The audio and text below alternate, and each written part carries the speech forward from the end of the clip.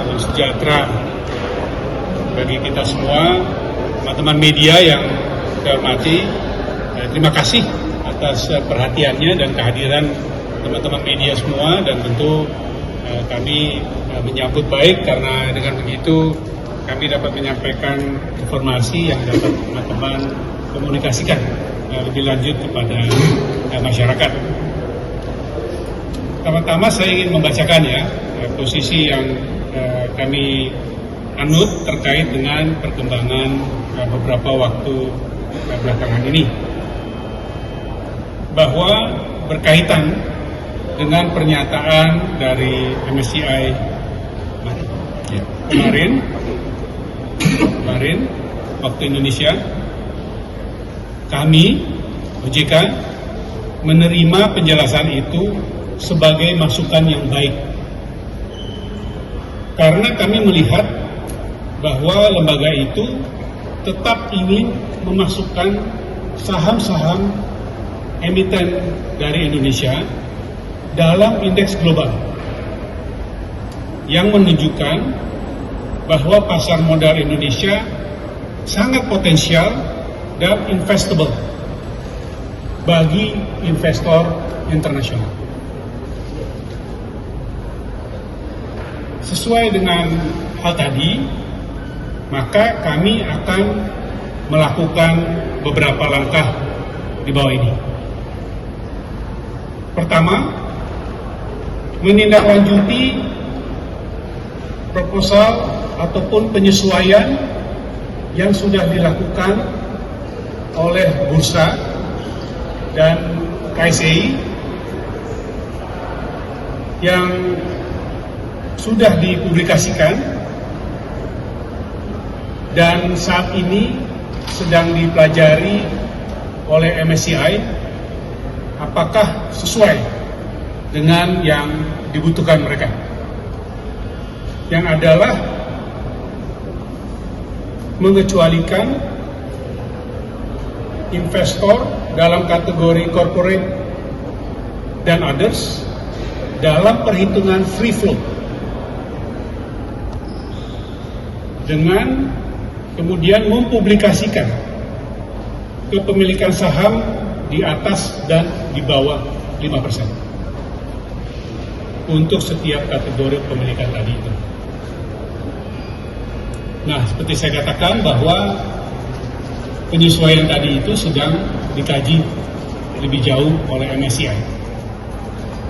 Tapi yang kami ingin sampaikan pada kesempatan ini adalah apapun respon dari MSCI terhadap hal tadi, kami akan memastikan bahwa kemudian penyesuaian lebih lanjut jika diperlukan akan dilaksanakan sampai final, sehingga diterima sesuai dengan yang dimaksudkan oleh MSCI. Itu yang pertama. Yang kedua, dalam kaitan juga memenuhi informasi dan penyesuaian tambahan yang diminta oleh MSCI terkait dengan kemungkinan informasi tentang kepemilikan saham yang lebih kecil dari 5%, yang juga disertai dengan kategori investor serta struktur kepemilikannya. Kami komit akan melakukannya sesuai dengan best practice internasional. Jadi ini permintaan tambahan. Jadi kami akan melakukan dan memastikan bahwa kita semua memenuhi sesuai dengan best practice internasional. Yang berikutnya, ketiga, SRO akan menerbitkan aturan untuk free float